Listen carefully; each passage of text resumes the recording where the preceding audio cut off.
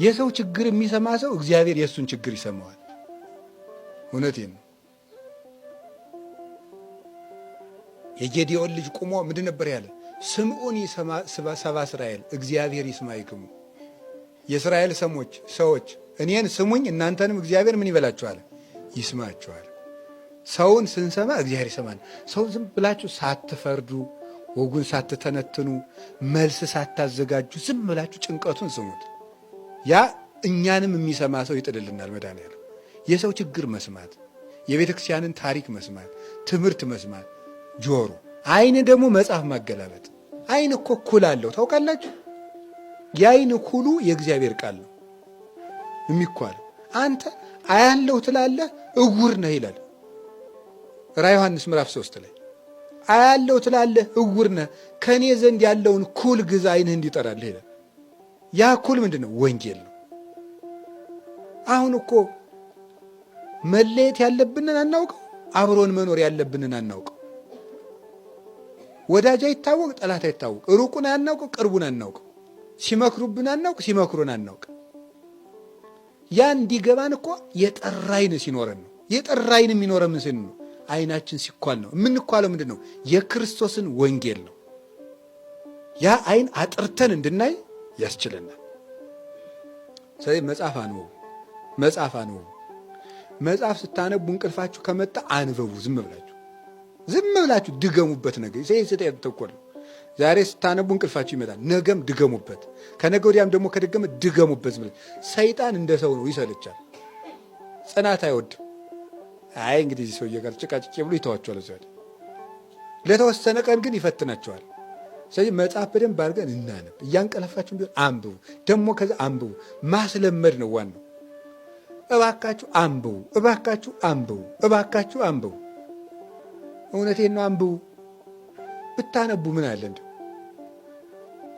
እንዲሁ ብታስቀምጡት እንዲሁ እዚህ መቼ ትልቅ ሰው እንደሚያደርጋችሁ እኮ አታውቁም። የእግዚአብሔር ቃል ያሳድጋል። እውነቴን ነው እንዳይመስላችሁ። ምናልባት እኛ ስንቀየርለት ስላላያችሁ ሊሆን ይችላል። ግን የእግዚአብሔር ቃል ይዘገያል እንጂ ያሳድጋል። መዝሙር 1 ቁጥር 1 ላይ ምንድን ነው ያለ? ቁጥር 3 ላይ ሕጉን በሌሊትና በቀን የሚያነብ ሰው ምን ይሆናል ነው ያለው? ከውሃ ዳር እንደተተከለች ምን ይሆናል? ዛፍ ይሆናል ነው። ባጭሩ ማደግ የሚቻለው በማን ነው? በእግዚአብሔር ቃልና በእግዚአብሔር ቃል ነው። የሚያነብ ሰው ልቡ ያድጋል፣ አይምሮ ያድጋል፣ ኑሮ ያድጋል፣ አይምሮ ያድጋል፣ በስጋ በነፍስም ያሳድገናል። እግዚአብሔር ቃል እንደዚህ ነው። ስለዚህ እንድታነቡ እባካችሁ ስለ ዓይነ ብርሃኑ እያችኋል። አንቡ እንዲሁ ግርማል እኮ። እሺ 5 መክሊት ይሄ ነው። ሕዋሳት ናቸው። እጅ ነው እጅ። አሁን ማታ ጠይቁ እንግዲህ በ5 ሕዋሳቶች ማታ ምን አተረፍኩ ብላችሁ መጠይቃላችሁ። እጅ መጻፍ አለበት። እጅ ዝም ብላችሁ ጻፉ። ፊደል ካላወቃችሁም ፊደል ጻፉ፣ ተማሩበት፣ ጻፉ። ዝም ብላችሁ ደግሞ ካቃታችሁ ፊደል ካወቃችሁ ደግሞ የራሳችሁን ታሪክም ጻፉት። ኃጢአታችሁንም ዝም ብላችሁ ጻፉት። የሚሰማችሁንም ጻፉት። ብሶታችሁንም ጻፉት። ንዴታችሁንም ጻፉት። ወረቀቱ ላይ እየወጣ ይዘርግፍ፣ ነፃ እንድትሆኑ ጻፉት። አንዲት ሴት አልነበረች እየጻፈች ስታኖር የተባለው እዚያ ውዳሴ ማርያም ላይ። እዛ ምንድን ነው ያደረገች? ለቅዱስ ባስልዮስ አንድ ቀን ገልጣ ብታየው የዓመት ስንክሳር አሉ ወስዳ ለባስልዮስ በዚህ ያለው ኃጢአትሽ ይፋቅል ይበልኝ አለችው አለ። ተፋቀላት። እየጻፍን ጻፉ። ዝም ብላችሁ ጥቅስም ጻፉ። የሚሰማችሁን ነገር ጻፉ ዝም ብላችሁ። ከዛ ስንጽፍበት ያጃችን ይባረካል። ስሩ።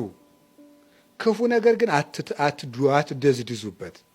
ክፉ ነገር አትጻፉበት።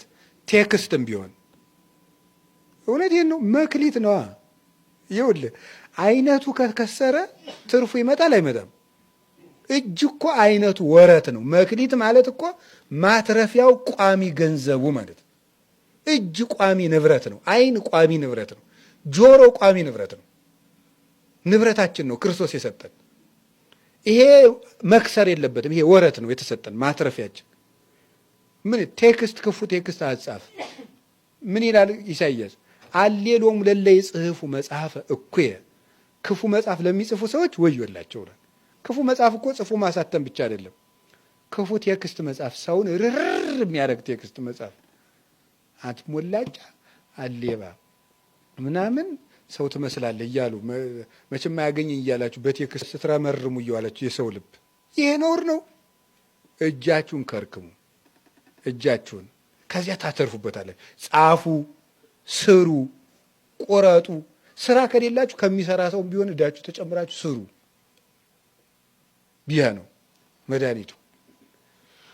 ይህን ስናደርግ እጃችን ያተርፋል።